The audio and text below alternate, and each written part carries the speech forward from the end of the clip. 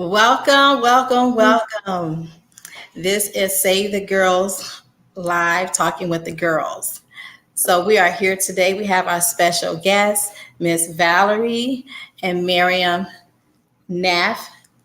And Valerie last name is Nath Hogan. Sorry about that. I'm so honored to have them here with us today. They have authored, if you can see, hopefully my lighting have not messed this up, Wise. There we go. It's called Wise Women Managing Money. And so I was so excited that I connected with them and asked them to come on and be with us to talk about the awesome pointers that they made in the book. Great chapters. So before I bring them up, I would like to give you all information about the book and them as well. Okay, so Wise Women Managing Money is a book by women for women about money management. More women than ever have control of capital and are making of financial decisions. Yet not every woman have command of the lingo, that underlying principle of the big picture perspective of money management. If that describes you, Wise Women Managing Money is here to help. That's me. Written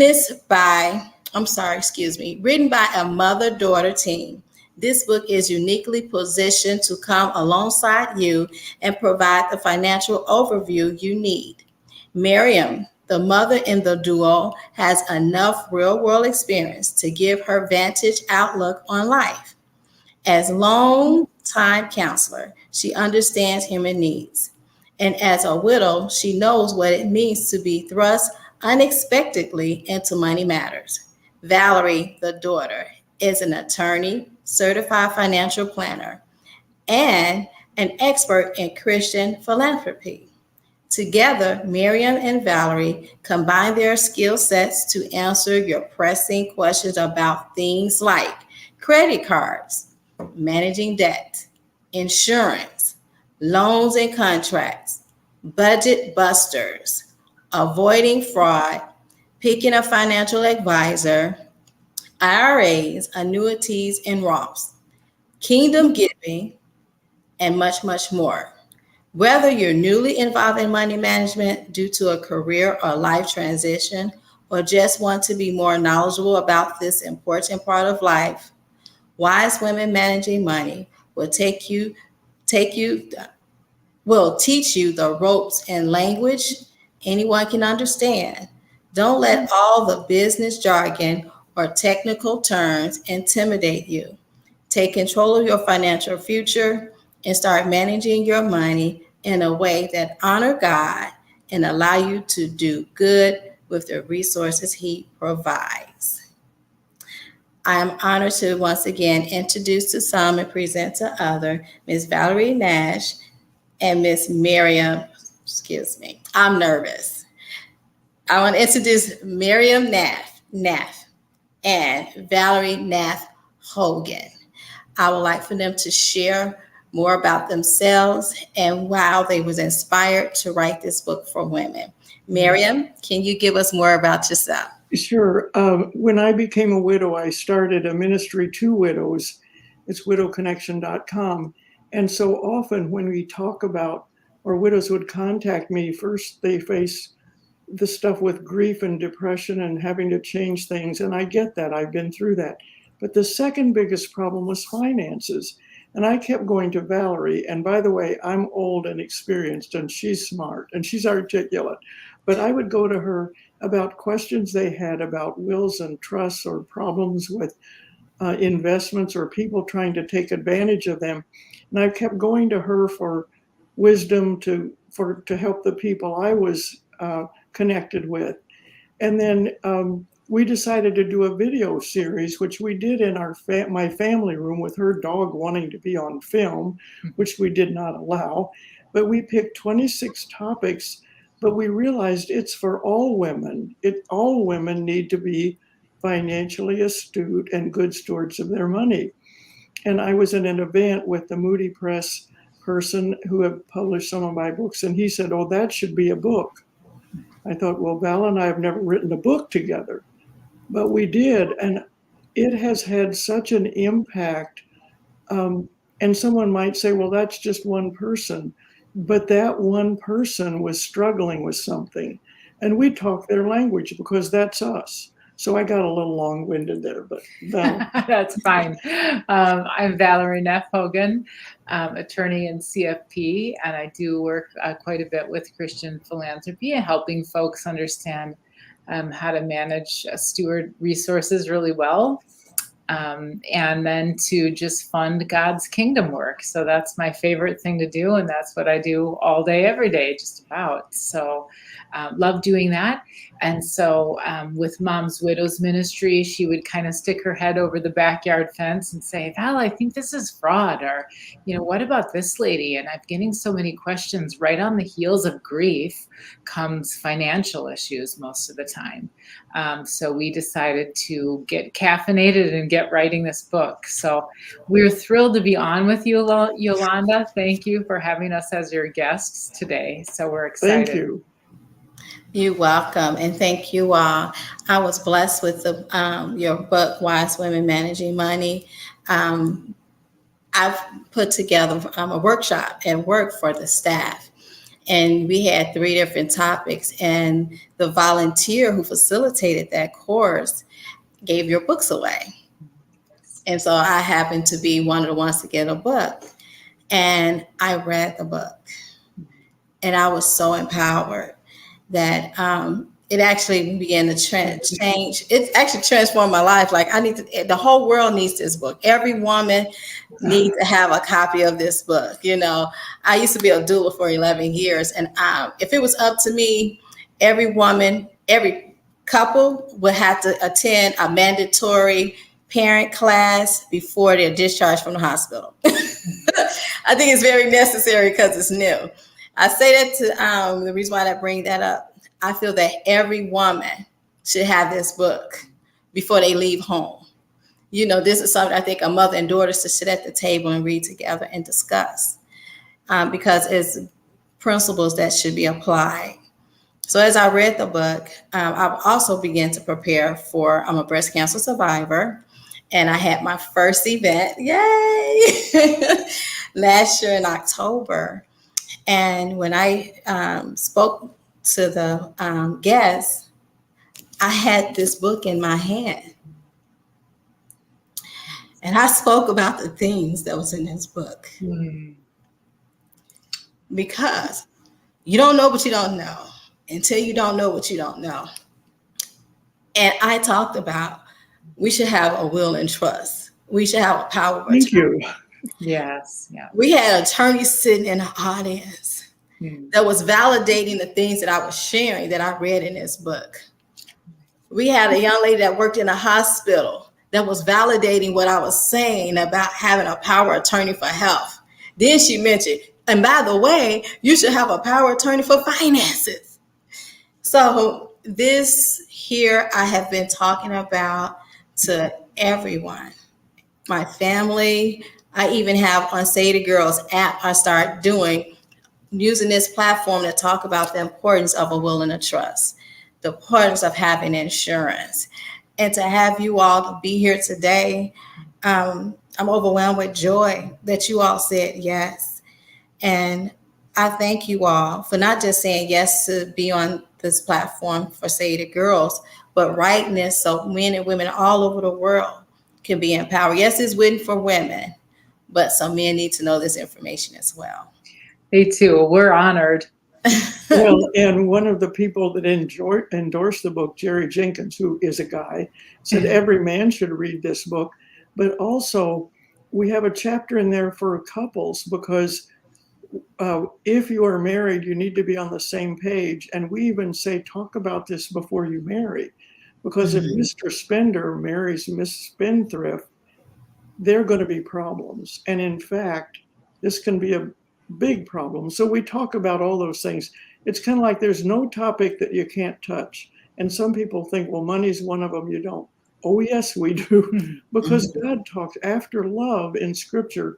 The next most topic discussed in the Bible is stuff, whether it's gold or stewardship or stuff or whatever. So it's important to God. It's important to us. Yes, I thank you for that. And yes, it should be talked about because according to statistics, that's one of the top three reasons marriages wind up in divorce. It's because of finances. That's And right. so, how can you not talk about it when it impacts your household? You Yeah. know, and having it coming into a family with different viewpoints, it can really put some strains on the marriage if you don't talk about it before. Yes. So I think that's great that you included couples. And here, one of the questions I was going to ask: if couples have not been managing their finances together, how do you suggest that they begin? I think you kind of answered that already, but is there anything else you want to add about couples Yeah. starting managing their money together? Now they already married. Now they having problems. At what point should they come together? Yeah, I like to say, and I believe this is a Larry Burkett quote, but he used to say with couples, don't be surprised if you come at things differently. God put us together to complement each other, not to be Mhm. the same. So he said, if both of you are the same, then one of you is unnecessary, right? Why duplicate? So we're there to, we have different strengths. So I think, first of all, just don't be surprised. Of course, that person is an independent human being, so they're going to have different thoughts and backgrounds. I think one way to start, especially if you're already in a clash about it, is to ask your spouse, what were your earliest memories of money? How was money talked about and handled in your household? Because you may find, I have an example, one partner might say, I just want to save, save, save. My grandmother lived to 100 and she ran out of money when she was 90. But the other spouse might say, well, my dad died when he was 55 and never got to do any of the things he was saving for. So now you kind of understand that background, why they're so different. One just wants to save forever, and the other is like, we die early. I want to spend it. So, to understand the heart, because I like to say the money is really never about the money. It's important to get it right, but I think the Bible talks about it, and Christ talked about it in his parables so much because it's a heart reflection of what's important to us. So I think the couple can come together and just get understanding of the why that person feels the way they do, and that gives us compassion with each other and a little bit more understanding. Well, we also say talk about it, plan sometimes, but not Yeah. when you're hungry, or tired. Right. So, in other words, be strategic that you come to it rested and ready to listen to a little bit about each other's background. And be transparent. It's all got to be out on the table. So even things, maybe if one spouse or the other has made mistakes with money, owes money, we don't hide that. If that person is, the two become one, that all has to come out into the light, because you can't have one partner in the dark when two are supposed to be working. How do you work together as a solution and harness that togetherness if one doesn't really know what's going on? And then, for example, in my mom's case, as a widow, she's going to have to manage that, right? She's going to have to run that baton to the end. So, mom and dad were together on their finances. It would have been really awful, additionally awful, if she had to be in the dark and then suddenly find out about that too. But that happens to a lot of women, especially. We budgeted together and it sat down at the end of the month and added up the columns and all that, but I was not involved in investing. And after he went to heaven, I started learning about it and I love it. So if you haven't done it, that's okay. But now I'm the one to answer to God for what he stewarded me with. Mm-hmm. So I want to do it well. That's beautiful. Learning how to invest and enjoying it and budgeting together. I think that's great. I never forget, I met a young lady who handled she was married and she handled the finances of the family. And she said, I may not be here always. And so her husband began to manage the money. And she said, because he needs to learn how to manage the money because we don't know when one of us may leave. And she was like, oh my God, like gritting my teeth, watching him learn how to manage the money. Right. But I thought that was great that she had the maturity to want to allow him to begin to handle those things and come to the realization, I'm not going to be here. And it's unfortunately a lot of people, that's the only time when they do learn how to handle certain business of the family is when a loved one died. And now they bumping their head because they wasn't given a chance to learn and be taught by the loved one who passed, who had all the knowledge. They didn't pass the wealth of knowledge to the next person, would have made it easier for them to handle. So I really appreciate the pointers that have been shared for married couples, because it's important that that is talked about and done together. I love that. Sit down and talk about it versus being on one person to handle it and come back and tell the next. But if you're done together, that's a bonding time, right? You can agree or disagree at that time or moment, or come back to it when you're not hungry. What's the three you said? Hungry, sleepy, Angry. angry. Yeah. Angry. Tired. We made up that word. Angry. I love it. So make sure you check your list off and have that conversation that needs to be had. And that leads me to the next question. We talked about budgeting. And so one of the questions I would like to ask about budgeting is, can you review some of the basic budgeting issues that are misunderstood and cause a lot of financial grief? You want to start? Sure. I mean, boy, we've heard it all, haven't we? We have. It's not a budget. That's a bad word. Nobody likes it. We call it a spending plan. Spending plan. Right. There's a couple things. I mean, some folks will say, well, I've got that in my head. I work in this industry. It's impossible. Everything coming and going, tracking against what you're doing. Some folks will say, I've got it. It's all just here. It really needs to be either written down in an app, in a spreadsheet, Paper and pencil. whatever it is. Yeah. And so that's one thing. I think all of this requires a certain amount of humility, that we don't just nail it one time. You know, a mentor of mine said, the trouble with life is it's so daily. And really with budgeting, it could be a daily, but at least it's a weekly thing. And 1 month we might crush it and be awesome. And the next month we fail, we have to get back up and do it again. But it keeps going. It's not something we just do one time. It's ongoing, kind of like our health, our weight, all of those things. You might kind of climb the mountain and win, but really it's the long run. It's a long game with that. So it's something you keep doing. Also, inevitably, there must be more coming in than going out. A budget, a spending plan, it just doesn't work if you're spending more than you have coming in. And some folks will say, well, I can't spend any less, so I'm going to go work more jobs and, try to get more coming in. At some point, we must live within the means that we have coming in, and we need some margin there. We need some to save and put away for when our health, when we're older, our body might not be able to keep up and work that much. So we need to be putting something away for later too, and for hard times. So it's a myth to think I can out earn my bad spending. The spending must come under control to get a budget to work at some point. Well, the other thing that we say in our book is, if you don't think you have a budget or a spending plan, you do, you just don't know it. If you just start writing down, and I'm a, paper and pencil, Bob and I did it on a graph, Val and her husband do it on a spreadsheet.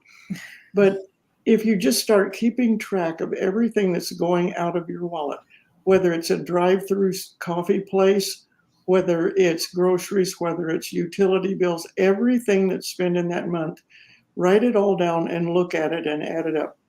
There's your spending plan. Now we say, no, now you know it.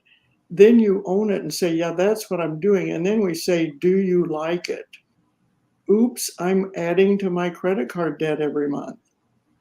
I wasn't prepared for inflation. I wasn't prepared that my son now, his feet grew. We need a bigger pair of soccer shoes, whatever. But that's looking back at you and that's saying, here's what you're doing. Own it and say, do I like it? And then change it. If there's no margin there and you're adding to credit card, we have a whole chapter on credit cards.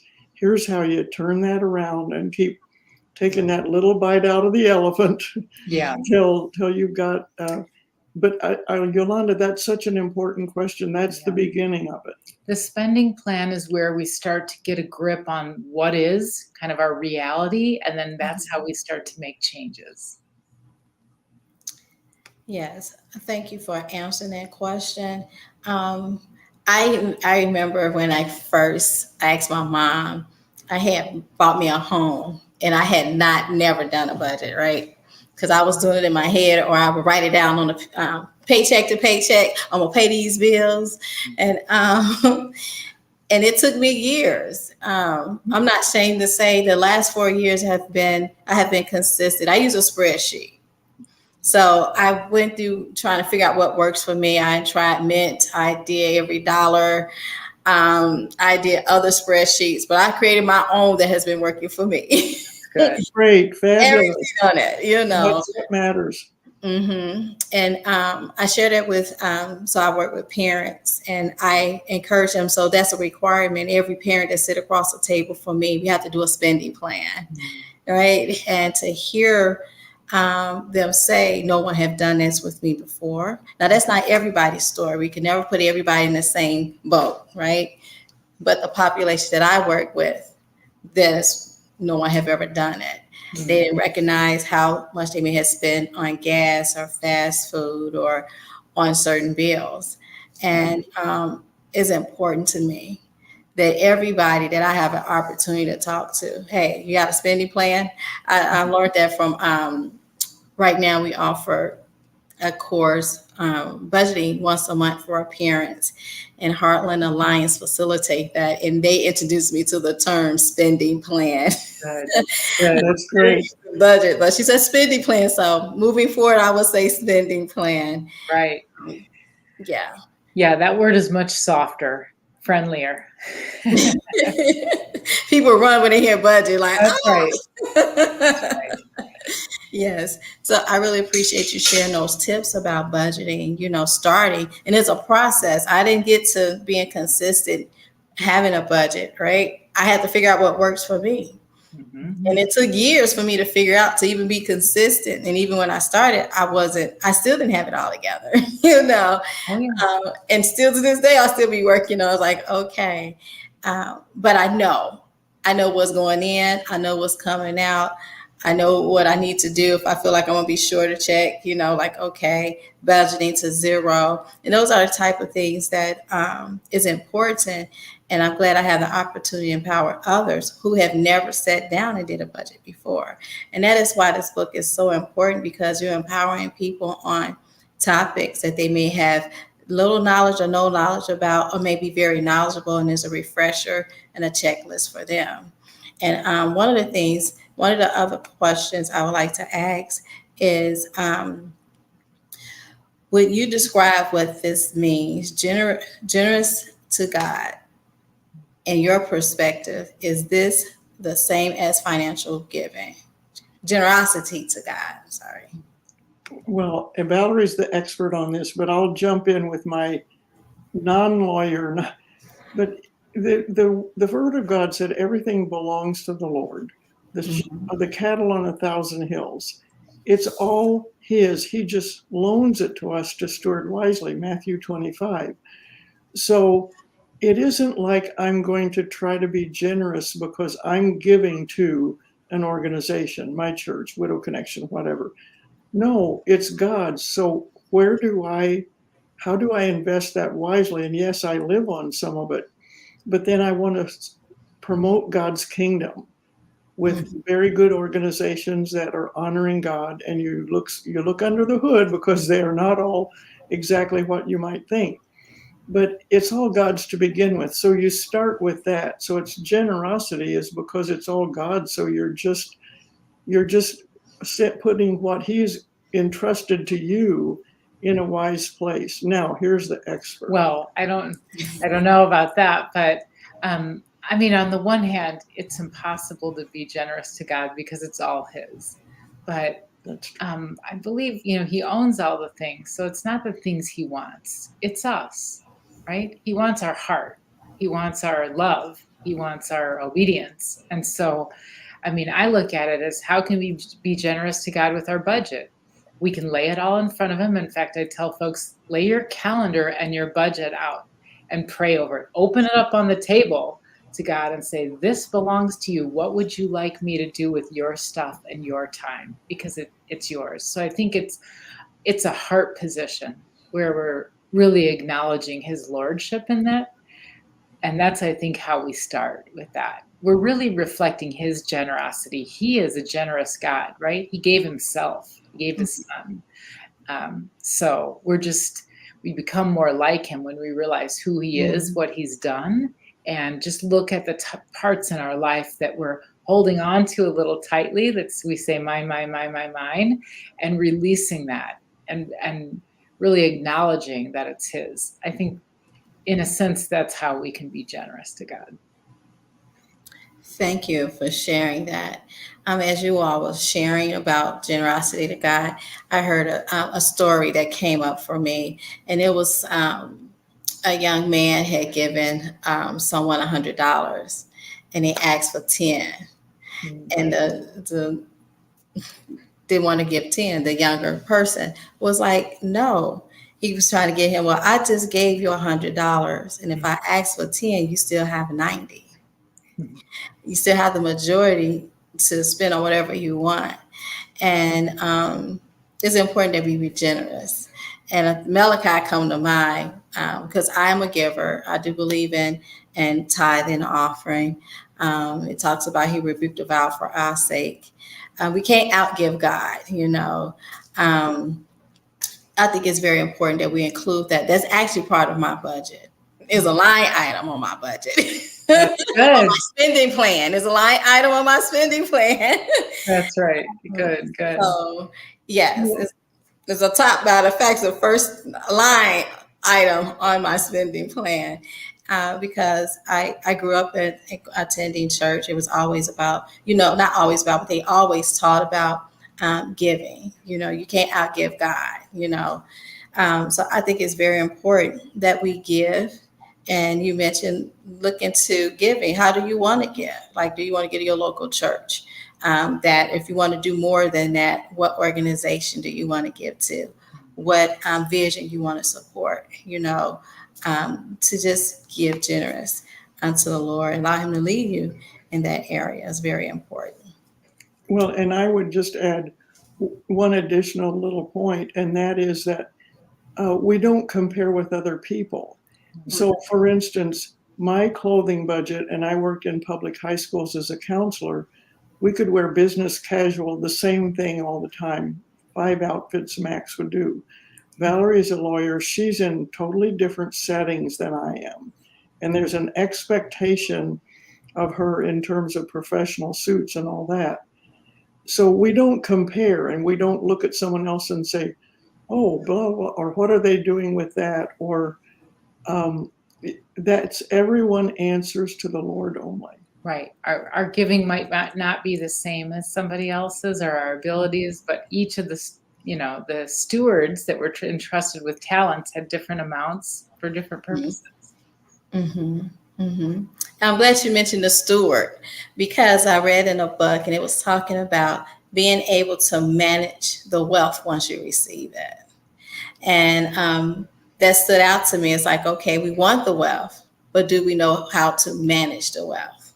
Yeah. And the lottery, right? We have heard about so many people win the lottery within 5 to 7 years. They back to the financial status they were when they first won the money. So it's like you have to manage. You have to be prepared to know how to handle it. And that's being a good steward. So can you all elaborate on being a good steward? How do you prepare to be a good steward? So when we receive it, that we do the right things with it, to position ourselves to have generational wealth, right? So if you win the lottery, you should be able to establish generational wealth. That's right. For the legacy of your line. But that doesn't happen for so many. So can you talk about that? I think I said a whole lot. I'm just going to put it in your hands and let you all take it wherever you want to go. I can speak a little to that first. I like to say a couple things about this. One is, I think a good analogy is, and God cares for our development, right? Yes. It's not about the stuff. Because if you think about it, you get something new, you're so excited, and within a few days, the excitement wears down a little bit, right? I Right. mean, there are so much more meaningful things, and God knows that about our heart and our spirit. He also knows that we can really go after the stuff. We can latch on to things that are not important. He knows that about us, right? He's gracious about that. Um, so with I think many of us would really just think, oh, I'd just like a windfall. I just, all of my financial worries would be over if I just had this. And the thing about it is, if we look to scripture, we can look at examples there, but let's look at a non-scriptural example. For example, I cannot walk to 1,000-pound barbell and lift it, right? I haven't worked up to that. I haven't even worked up to 100-pound barbell at this point. I can probably lift 10, 15 pounds, maybe a little, maybe a little bit more, but I have to work up to that. So I think getting a windfall is like thinking that you're going to walk up to 1,000-pound barbell, lift it, and not hurt yourself. Well, you're not prepared. You don't really know how to, you're not strong enough to manage that. And I think that's true with a lot, being entrusted with a lot. So we have to start small. And the Bible talks about being entrusted with a small thing and then being trusted with greater things. So I think a really good example of this is Joseph in the Bible, right?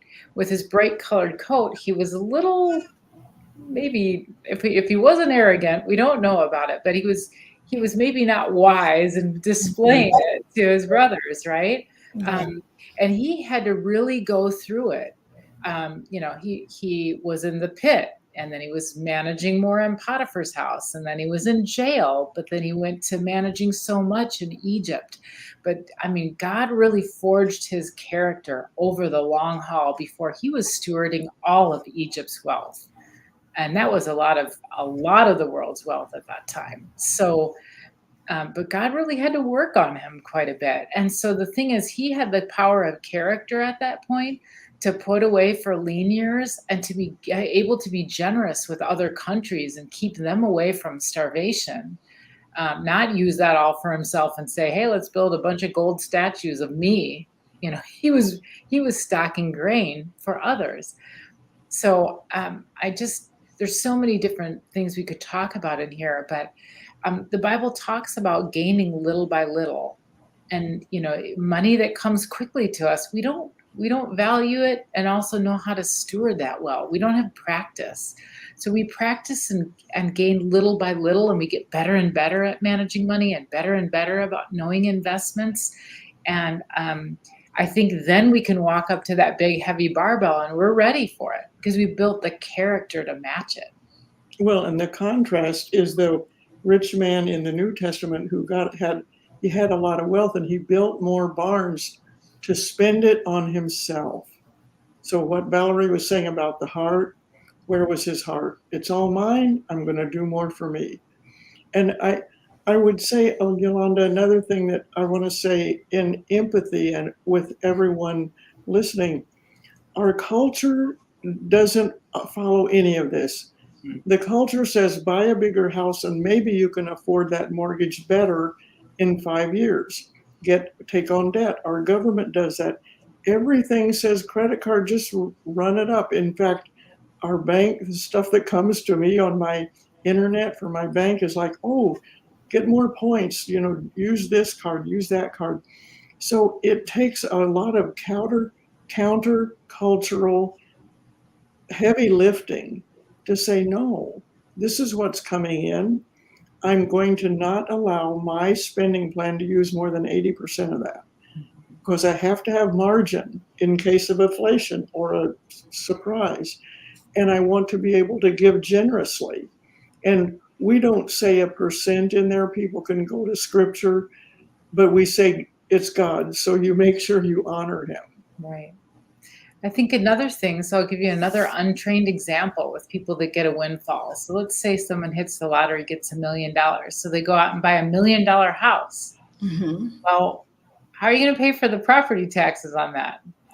how are you going to pay for the heat bill, the light bill, right? That's a big old house. So And all your relatives that crash in yeah, for free food. right. So there's a lot of expenses and long-term planning that comes to understand how much money a house needs to maintain and keep it and to manage it, and also to have some to leave for future generations to invest. So, all that is wisdom you get by going little by little. So I think that's a good example of what happens with either people that just get a sudden windfall of money, is they're not really sure exactly what the wise thing to do and who to pick to manage it. Because someone who gets that sudden windfall of money, there's going to be people that know about it, and they're going to be surrounded by people that want to help them figure that out. Well, Buy their house. yeah, yeah, they're attracting maybe not the best counsel.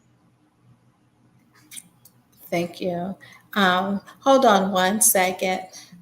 I need to do an intermission. I'll be right back. My computer is about to die and we can't have that. So please forgive me.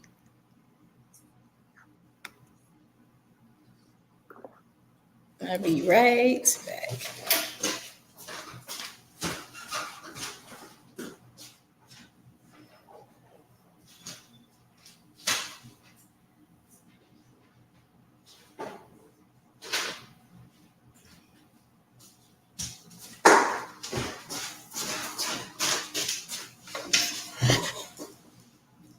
Okay, I'm back. Sorry about that. Right, I just saw, excuse me, please forgive me. Okay. Can you hear me? We can hear you. Okay. And one of the points that you all made that's very important, you have to give as the Lord leads you. It may not be 10%. He may tell someone to give more. It's about being obedient to what he's asking you to give in that moment. And no one knows that but you and him. And that's with that relationship that we should continue to develop. And that's part of having a relationship with him. Like, Lord, what do you want to give? How do you want me to give? Where do you want me to give? And he's looking for obedience, and no one knows that but you and him. And as I appreciate you saying, you don't compare yourself with what you see others do, because that's between them and God, and what you do is between you and God. And God is just looking for us to be obedient to what he's given to us as we walk in our as we continue to have that relationship with him and be obedient to what he's asking for us in those moments. So thank you all for sharing about the topic we were just discussing. And the next question is, we addressed we talked about budgets, stuff that interferes, even wreck our good budget plan. One is our emotions. Please explain what that means and how we can know when our emotion overrule our logic. Well, I can address that a little bit from the counseling background, but emotions are this strong pull. And let me give a really corny example. I parented 4 children. What if my child is begging me for an ice cream cone and I say, oh my, they want that so badly, and I know they need green beans, but I'll give them the ice cream cone because of my heartstrings. So for instance, if part of it is setting a good example of denying the thing if I need it yesterday, and the emotion of immediacy, it's like, oh, the sale will be over, or that's going to go away. Wait a minute, part of the whole thing is time, reflection, prayer, and looking at the plan that we've laid out before the Lord and prayed about. So we need to be very aware of the thing of immediacy. You have to do it now. If someone says there's this great investment, you need to put this life insurance money into this investment, you can say, I'll think about that later. Never give a quick answer on that. Never, never, never. If they say, we want an answer now, run for the door. I'm just being plain here. You will have opportunity to spend on something that doesn't really make a lot of sense. One person was challenging a young mom with 4 children to put all the life insurance money into this one category that that person was overseeing and would profit from. And she didn't yet know how much of that life insurance she would need for tomorrow to feed her children. So it's like the whole thing of urgency is a big no-no.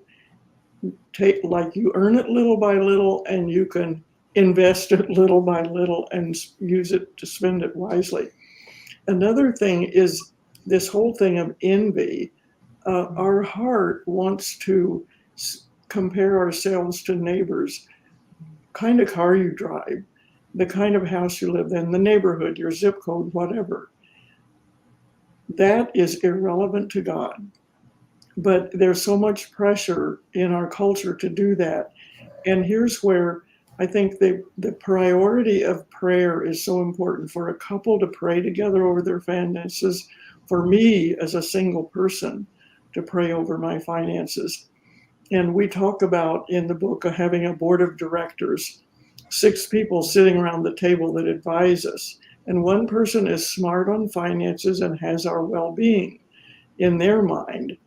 And it just happens that in my case, a relative, Valerie, is good at that, but not in all cases is that good. And the other thing, we have a chapter in our book called 8 Habits of Wise Women.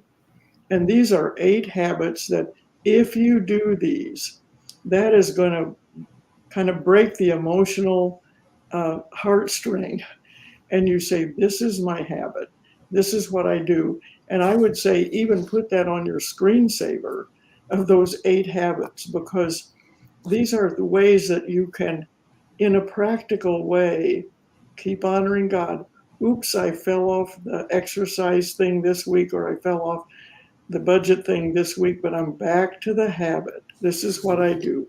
Yeah, I think I would add too, if you think about how much of those things that we're spending money on, so the buster of emotion, there's so many, right? Maybe we're looking for love and attention. Maybe we're looking, so we might say, I want to have these shoes because I want to feel important. I want to have these shoes because I want to feel prestige. I want to feel included, right? I mean, those are heart matters. Those are emotional matters. Those are not really my feet need covering kind of matters, right? I'm not saying you don't ever buy something that doesn't have just a practical use, but we really have to think about what is our motivation for wanting to buy that thing.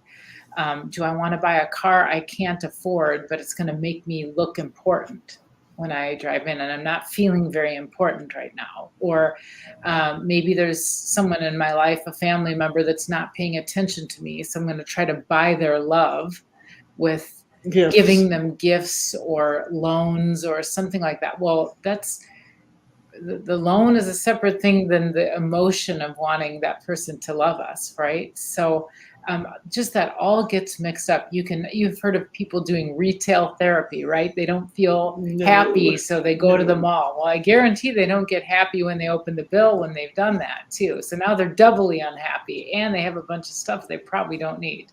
So we want to just be really careful with how much we're trying to heal emotional pain or fix boredom with shopping. I mean, there's a lot of things that are busters.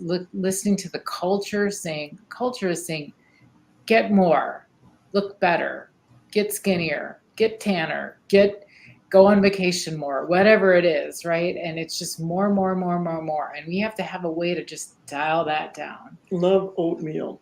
There you go.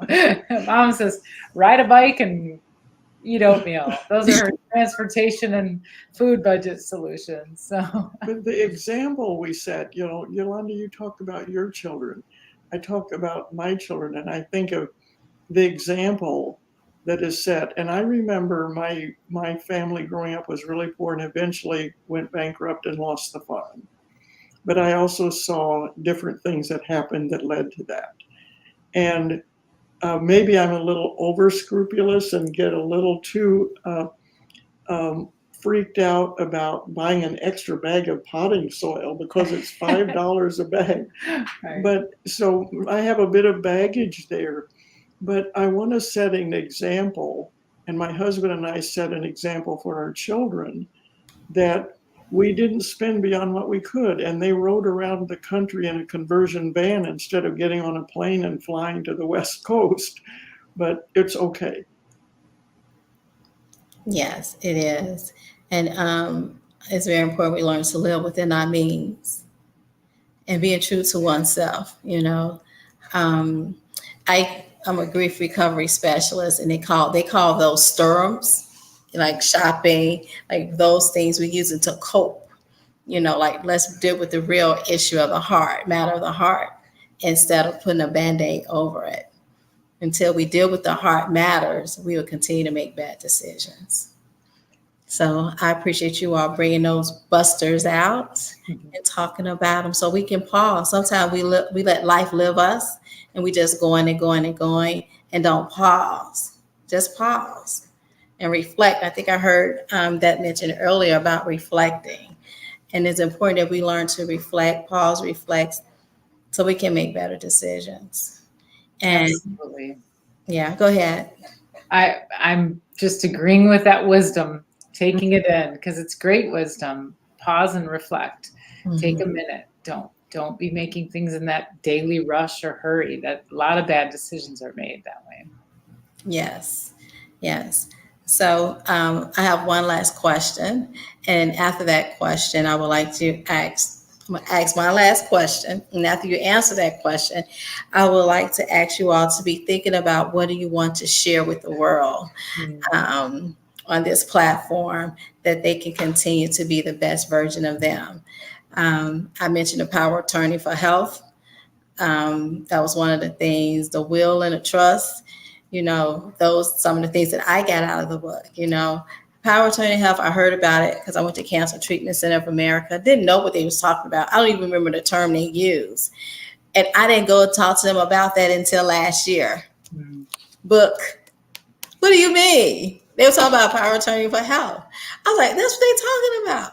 You talk about that here. Trust and will. I heard about a will, you hear about a trust, but really get to understand why we need these things in place. Especially when you have children and when you become to exercise those muscles and build the wealth, how to manage it, so I'm going to decree and declare that I will leave generational wealth because I'm going to exercise my muscles. So my grandkids, the Bible said, leave an inheritance for your children. So I have some work to do because I have some grandchildren that I have to position when they become of age. At a certain age, you got to do this because you have to have a maturity, which you already taught, working the muscle and being mature to be able to handle what's given to you. So getting to my last question, because I don't want to go on and on and on. Miriam had mentioned some of the chapters. So I would like to know, in your opinion, chapter 24 is one of the most practical segments in this book. And it is called 8 Habits of Wise Women Managing Money. Why are these habits so important for us to know? You may have answered that already, but if you want to elaborate on it a little more, you can. Well, first of all, I'd say habits are it's like you wake up in the morning, you brush your teeth. A habit is a good thing, but if you have a bad habit of overspending, you need to change that.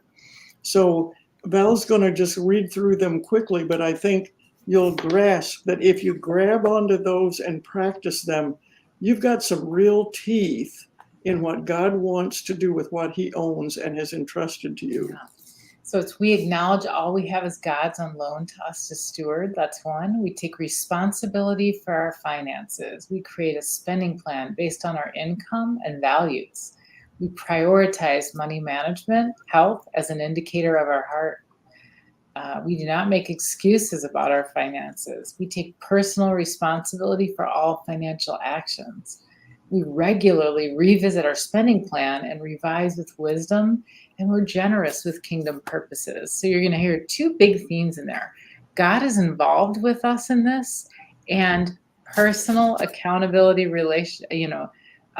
accountability, holding ourselves accountable. It's not blaming, "Oh, I can't because of this, I don't because of that, it's this person's fault, it's that." It's what can we get our arms around and start working on ourselves. So there's a lot of that personal responsibility that we're going to do what we can in those habits. I would say there's real power in that. And yeah, did you have more on the habit part? Well, I would just say this, and it kind of relates to kind of the overall big picture. At some point, I'm going to stand before God alone. I can't stand behind my husband, who is a good man, and say, well, it was Bob's budget. And I'm going to stand before the Lord alone. And that's an important time. And Val has a seminary graduate friend who said, first by flood, second by fire. So Yeah, all this you're stuff right. is going to be gone anyway. Right. So those are kind of, in a way, they're almost simple, corny ways to say it. But standing before God alone, I just want to be so delighted to be looking at his face.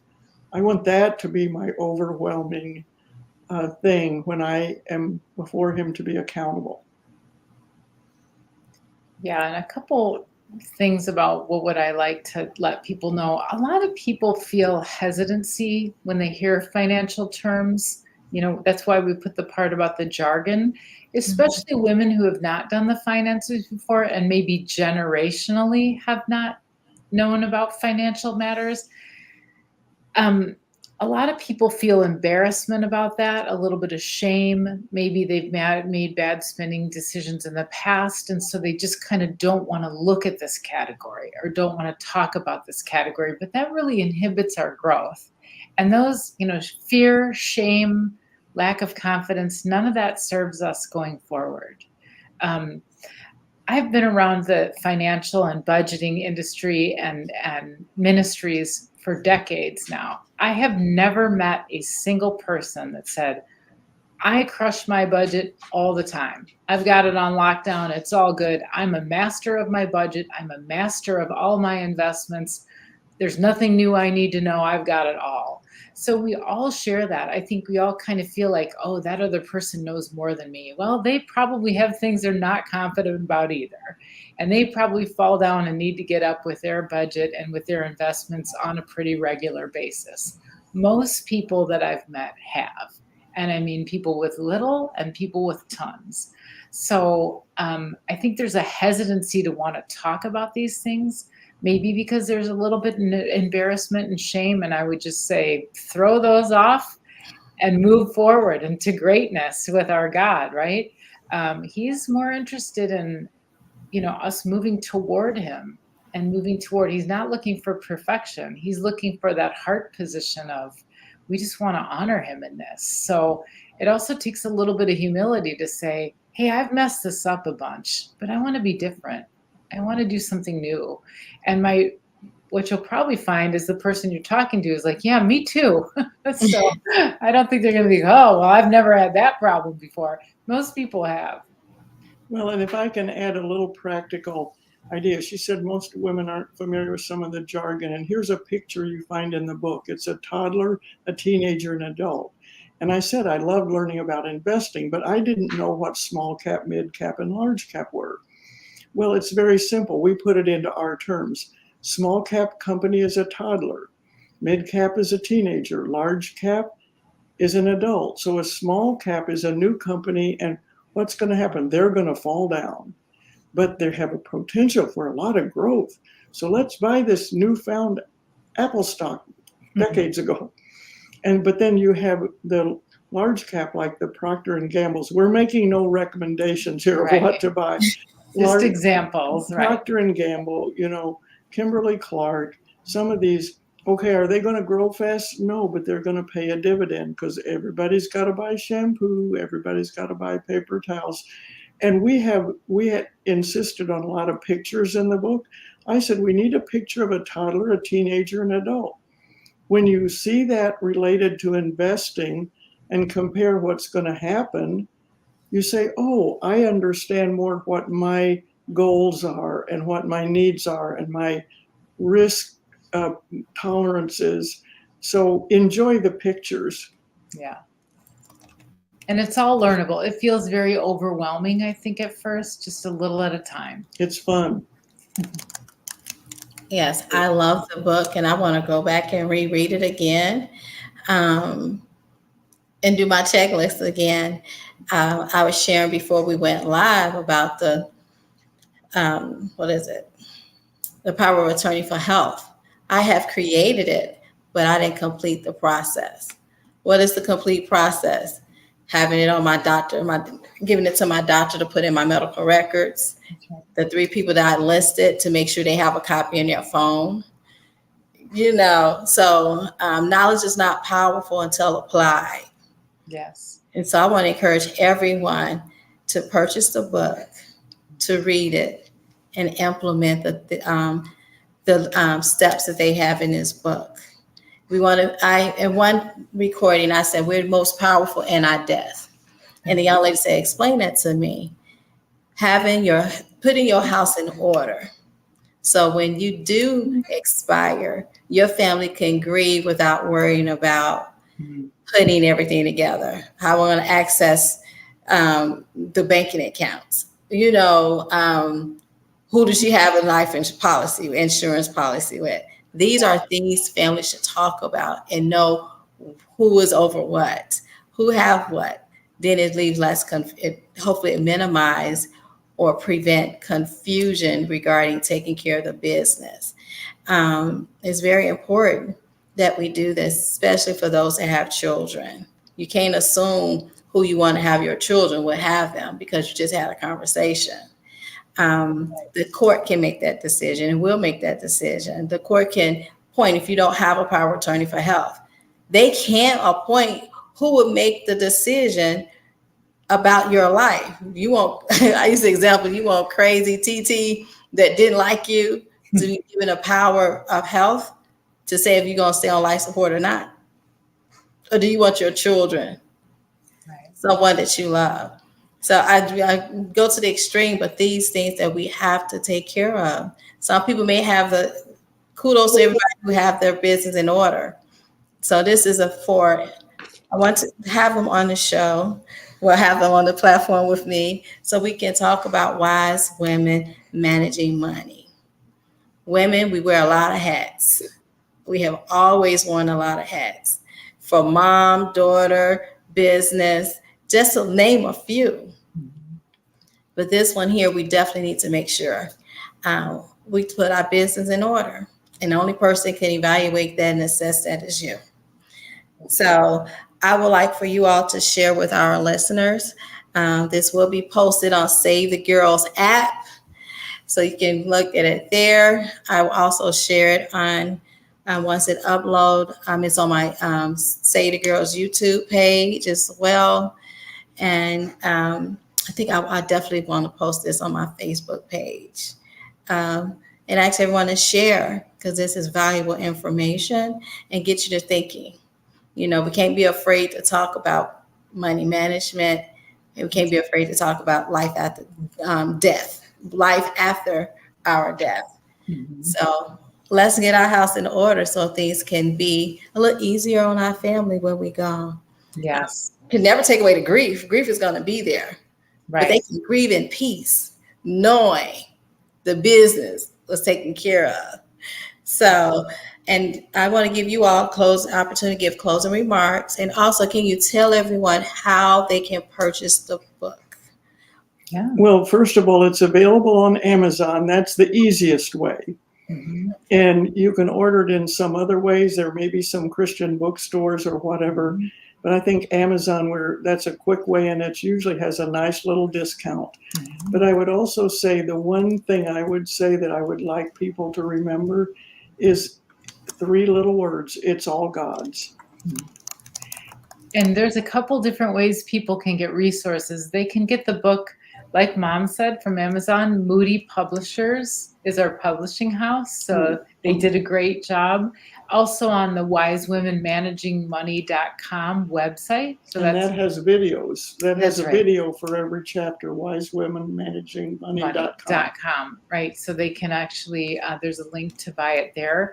It's also on Audible. So I like to listen to books on my ride on the way to back and forth from work or when I'm in the car. So if they want to buy the audio book, they can buy it that way too. And on that website, the wisewomenmanagingmoney.com, there are also some free resources. They can listen to our daily podcasts, and they can watch the videos. And there's a couple free resources. I believe there's spending plan sheets on there as well. Awesome. And it's Wise Women managingmoney.com. All one word, no spaces. Right. Okay. Wise Women Managing Money. Okay. There we go. I want to also thank you for this information. I'm going to list this at the bottom. Give me 1 second to post this. Sure. And I would just, as a closing remark, say to anybody listening, you can do this. When God's tasked us to do something, He equips us to get this done. And we can get this done. And it's really kind of exciting and fun, believe it or not, once you've got good stewardship and good command over your finances. Peace of mind. Peace with mind. God. Thank you. There we go. Yay! I don't know if you can see at the bottom of the screen, I added and I also added the website. So I wanted to make sure it was correct. So I want to let that go across a couple of times so they can see your names and your website as well. Thank you, thank you, thank you. May God continue to be with you all and bless the work of your hands and continue to bless Myra with long, healthy, prosperous life. Talks about being a good old age, nothing missing and nothing lacking.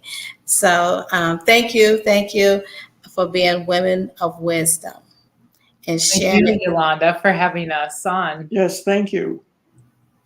You're welcome, and you all have a great, great day. Take care. Amen. Bye-bye. Bye.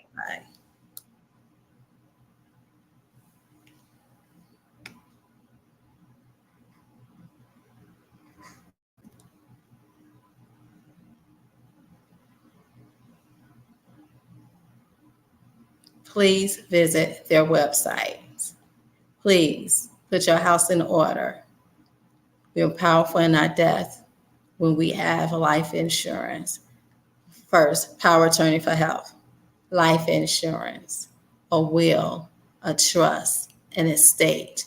Wherever you fall within that spectrum, make sure you have your I's dotted and your T's crossed.